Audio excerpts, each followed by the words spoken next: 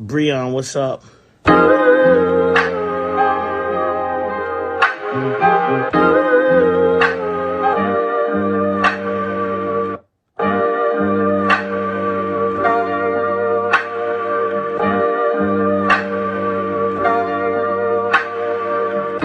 While I chop the sample, but I wanted to talk about the sneaker video because I seen so many comments about the sneakers.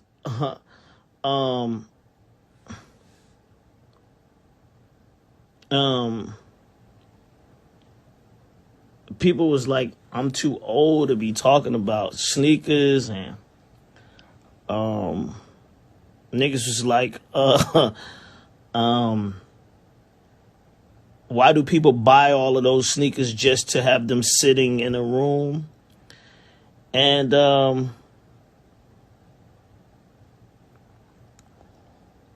I think the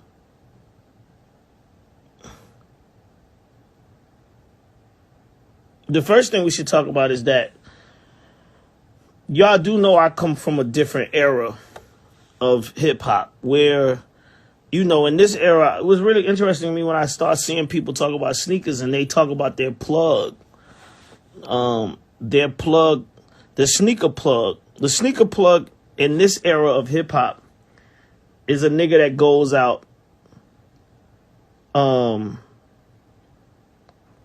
Yeah, Breon, niggas said I was too old to be talking about sneakers, and niggas was like, you know, this is something, Jermaine, you're too old to be doing this. And it's crazy because it's like, Prep Curry, what's up?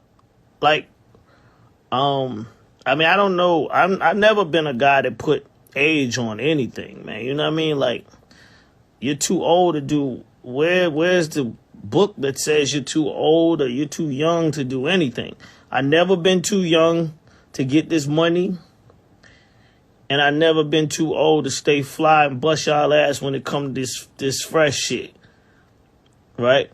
You know what I mean? So I let niggas like Bow Wow Bow's in here talking about I'm too old. I let niggas like that put like labels on shit. I let them, you know, they gone, they disappear by doing that shit.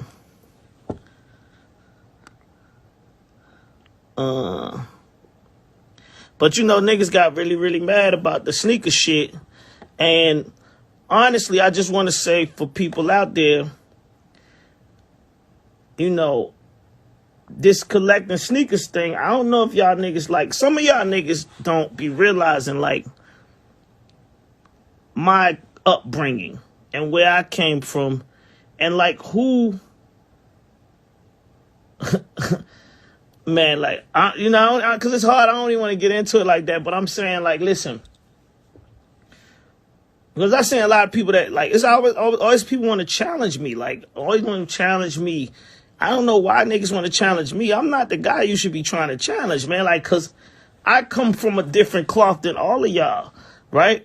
And when we talk about these Jordans, right, we talk about...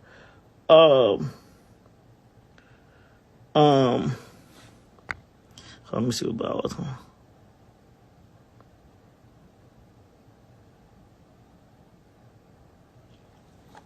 We talk about these Jordans, right? Niggas be forgetting, like, I met Chris Cross in the mall shopping for sneakers, right? So when Chris Cross came out in 92, that was the heartbeat of our relationship. The heartbeat of our relationship was sneakers and having fresh sneakers and multiple sneakers always, always, always. So when Chris Cross blew up, we started getting sneakers, so many pairs of sneakers, and people knew this, right? And this was, like I said, this was before this era of Jordans that we are in now. You know what I'm saying? This was before that era that we in right now. You guys was like, people used to, from Nike and I don't even think it was like a Jordan section when this first happened. Like Reggie wasn't working at Jordan, I don't think, in '92. I don't even think they had like people that was reaching out to. If they did, they didn't. But you know, and I was telling my man Rashad this yesterday. Like when it come to like starter jackets and all that fly fresh apparel, who you think had the most of that? Nobody in hip hop had more than Crisscross, right? So when niggas be talking to me, I don't think you guys be understanding. No, but I who said that? I do have to explain myself because I don't think people understand that part. I'm not explaining because I'm confused. I'm explaining because I don't think people really, you know, for one, they don't talk about that.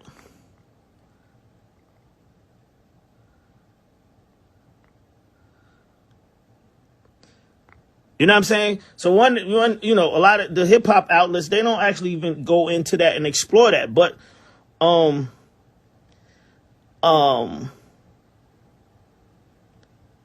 what you say, pimping? You don't know about that. Who had more starter gear than Crisscross? Nobody in hip hop. Nobody wasn't even wearing that shit. Who had more jerseys in hip hop than Crisscross in 92, 93, 94? Nobody. Nobody. Right? So then on top of the so on top of having more jerseys and more jerseys and more starter gear than anybody, they had the sneakers to match.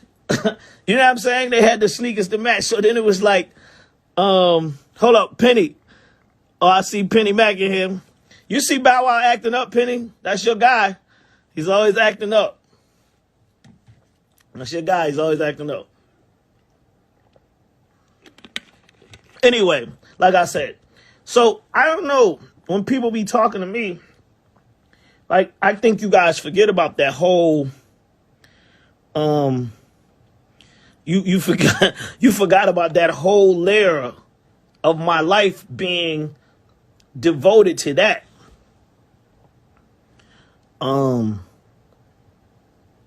ABC was rocking a lot of gear, but they wasn't jersey driven. You know what I mean? Nobody had more jerseys, and nobody's rocked more jerseys, more teams, more jerseys, more hoodies than Crisscross in the early 90s. Nobody. You know what I'm saying? Cupid, tell them. Like, all of that starter shit. We can get the people from Starter in here, too. The Starter people, we can get all of them in here. They'll tell you, like, so to go back to talk about the gear, right? I wasn't trying to get on Instagram and stun on everybody and be like, nigga, I got my own shit, I got more shit than everybody. I wasn't trying to do that because, yeah, when you become successful, you are privy to other things. And yes, did I go to the Starter Factory? Yes, I went to the Starter Factory and got more starter shit than anybody that I know. So, and it was the same thing. So, like, even with the Jordans, right? It used to be a spot in LA that as soon as we got off the plane in LA, the girl from Nike would call and be like, yo, y'all come by and y'all get some sneakers and pick up da-da-da-da. And, you know, not just me and Crisscross, even Bow Wow. I think Bow Wow's had this happen with him and a bunch of people. But we would all go by the Nike spot and you get 10, 20, 30, 40 pairs. I mean, depending on what you wear and what you like, you know what I mean? You get a whole bunch of pairs of sneakers. And that be it. Somebody said talking too much.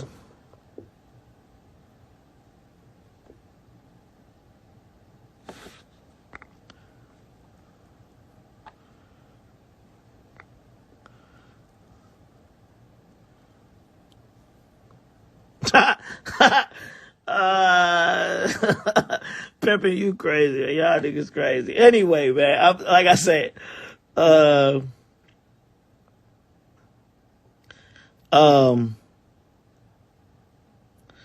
trying to get me to add niggas and this, that, and third.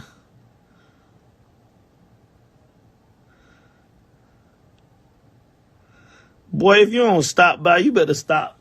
Now, Bow Wow has a plug, right? He has a plug because him and Michael Jordan's son is cool. So Bow Wow has an instant plug with Michael Jordan's son, and Bow Wow spent time at Jordan House and all of that. But, the sneaker game ain't nothing like mine.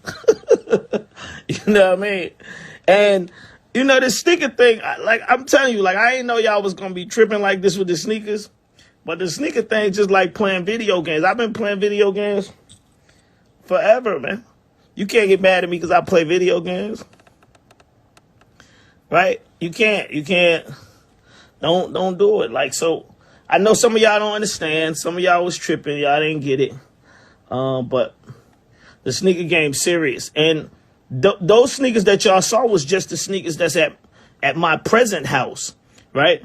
But like I was telling my man, in College Park, at my mother's house, all of that starter shit and all of them 92 Jordans that people kept saying, Jermaine, my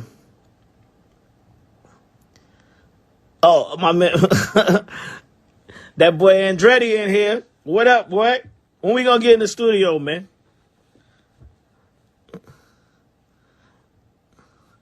He said the Mocha 3s woke us up. Yeah, man. Listen. And by the way, you can tell these people, because obviously they don't understand, man, what the drip, how we think about drip is in a whole different mindset, man.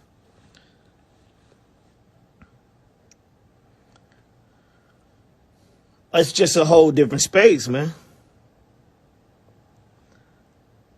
I'm ready, man. I'm ready for you right now. Let's get it. I'm retired. Ain't you retired? Fuck you talking about? Retired from what?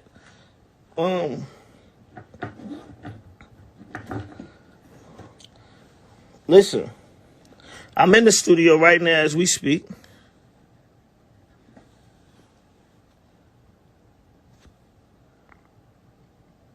How many celeb chicks I smashed? Bow Wow, that's all you care about.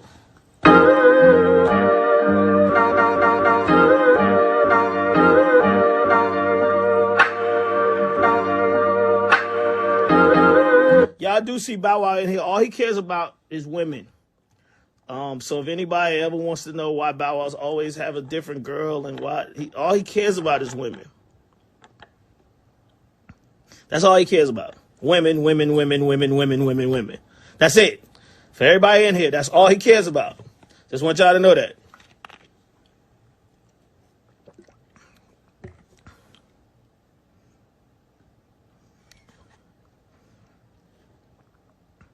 You need to take one of those, take a Lysol wipe and clean this with it. You want me to clean it? Yeah. I found this on the floor. Somebody said that's why he in trouble with the women.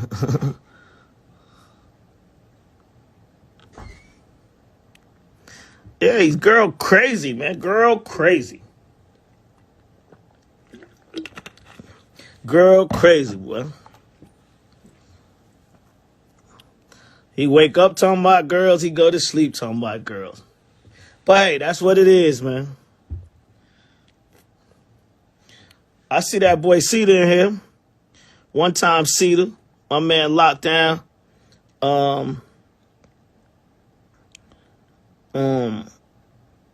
Hope you get out soon, my brother.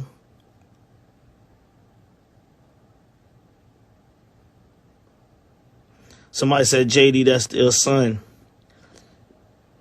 What that got to do with him being girl crazy, though? I'm about to find out when Anthony Hamilton, I think he's shooting a video for the song that I played. Actually, next week, shooting a video. So it's coming out real soon. It's about to come out. Anyway, I'm in here.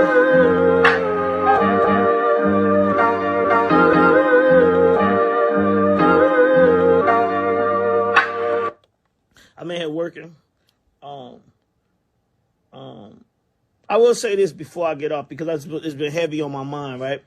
One thing that COVID did for me is COVID put me back in this space of the young JD where what's up, Guap? What's happening? COVID put me back in this space where young JD, before I had money, before I was old enough to go anywhere. So when I was at home in College Park, I ain't had no money and I couldn't go nowhere because I was too young to go out. So only thing for me to do was to sit in the studio and work and write and work and write. Right? So, with this COVID situation, I basically turned back into that same person. It was nowhere for me to go. Nothing to do, and I was just sitting here, and I sat in here and started working every day, making beats, more beats than I had been making when the world was open regularly. Writing more than I had been writing than when we was out here, and I got back all the way back into that mindset. And it's crazy because with Bow Wow being in here and other people that's in here, you know, when I was in this mindset as a younger person, nobody knew me. So it didn't matter if I was in that mindset because nobody called me to go nowhere and this, that, and the third. But now that people know me and people want me to go out and do things and all of that, I'm trying to, you know, they don't know really where my head is. I'm stuck in this room, man. I'm in here. I'm not leaving. I'm in this space. I done work with damn near every young new artist, R&B artist anyway, that's coming out. I was in the studio with her, Ari Lennox, Division, Black, who else? I mean, on top of Usher, on top of doing that Anthony Hamilton record, you know, I'm in here, man. I'm in here. You know what I'm saying? So if nigga, you know, when I ain't going nowhere. I'm in here working. I'm actually doing a remix right now. So I'm gonna finish this remix and then I'm gonna get back to work. But yeah, I'm in here, man. I'm definitely in here going, and it's all because of the mindset that I'm in. Also LA to Goat. I dropped LA to Goat.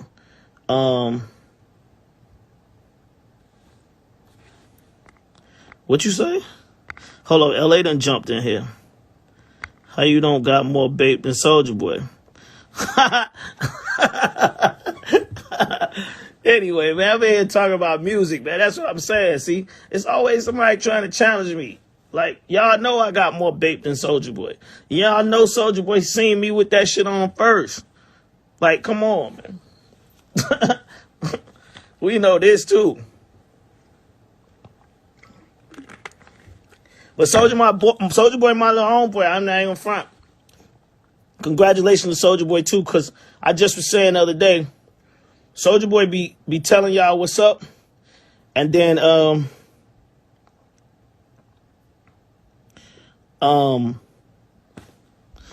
D-Mac in here.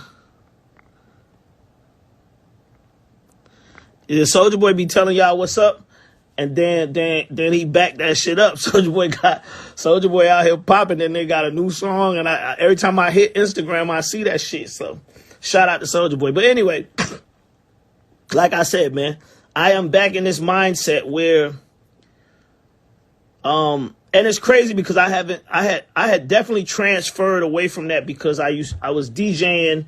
I was in the club. I had become a club, like, rat or club addict or whatever you want to call it, where I had to be in the clubs and all of that type of shit. And my love for not leaving the studio is 100% back to what it was when I was 17 years old.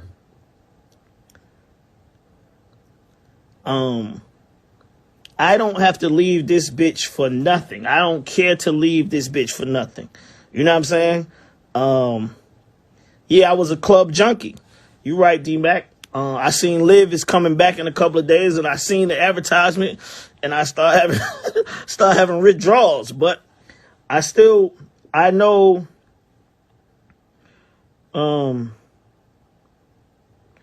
I know that when I go out of town or go to somewhere else now, I be feeling like I gotta get back to the studio. That's it. I be feeling like I gotta get back to the studio. So, you know, everything, and like I said, y'all been watching it. So, like I said, you see me. I've been in the studio with a new artist damn near every week. A new artist every week. By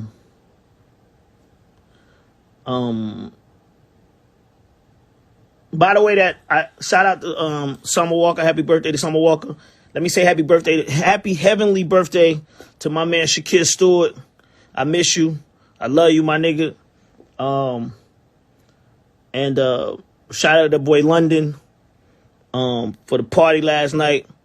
If y'all seen the photo that I posted with me and London on the front, and I said we had 3 million, a lot of y'all probably understand what I meant by that. But the Come Through single with Summer Walker and Usher, that shit is at 3 million. I told y'all before about that. That's that double publishing. You know what I mean? That's double publishing.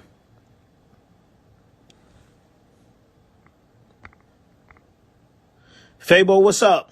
I seen you in the club last night with Bow Wow. Yeah. So back what I said. So the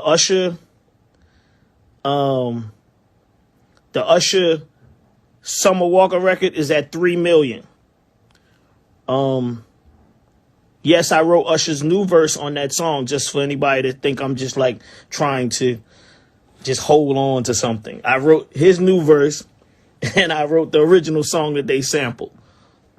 So, you know, I never even actually thought that type of shit would ever happen with me, but it is, and it's crazy because it's not just it ain't sell 1 million. That bitch is at 3 million.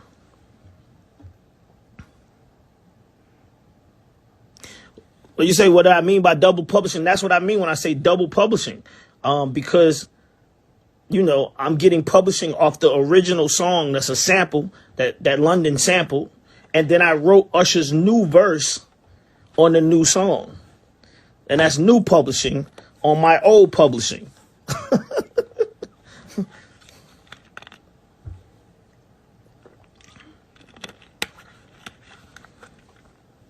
You understand what I'm saying now? I think somebody said they didn't understand what I was talking about. That's double publishing, you know? Kurt, what's up, man?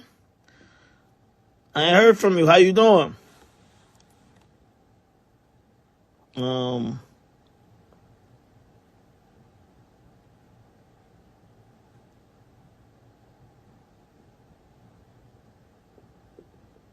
Rhino, what's up, man?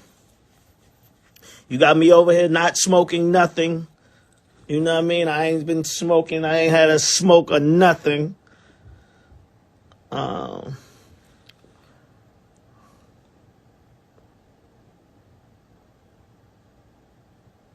Somebody said repeat that about the double publishing. Listen to me. What it means is that the original song for Come Through, I wrote the original song for Come Through, which was Usher's You Make Me Wanna. Right? Then Usher got on this new version of the song, and I wrote his verse on that song. So the new song has new publishing, and the old and the new song, the old song gets paid because it's a part of the new song. Are y'all listening to what I'm talking about?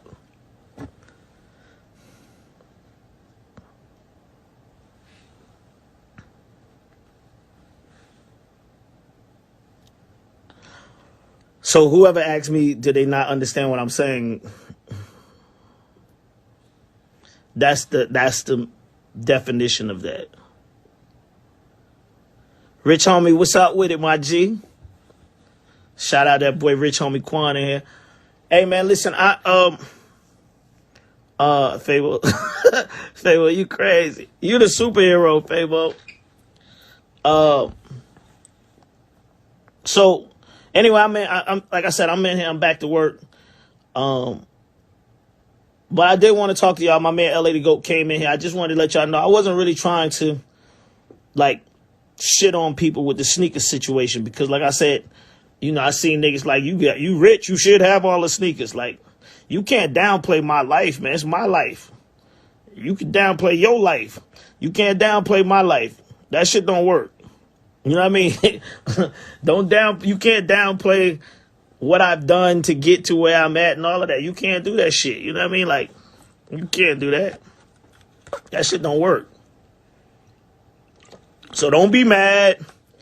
Don't say nothing. I told LA I wasn't going to keep doing it like that because I don't be doing shit like that. I could, you know, I could break that out on anybody at any given time. But I'll be trying to, like, remain calm and keep it like it is because I know how niggas be tripping. But,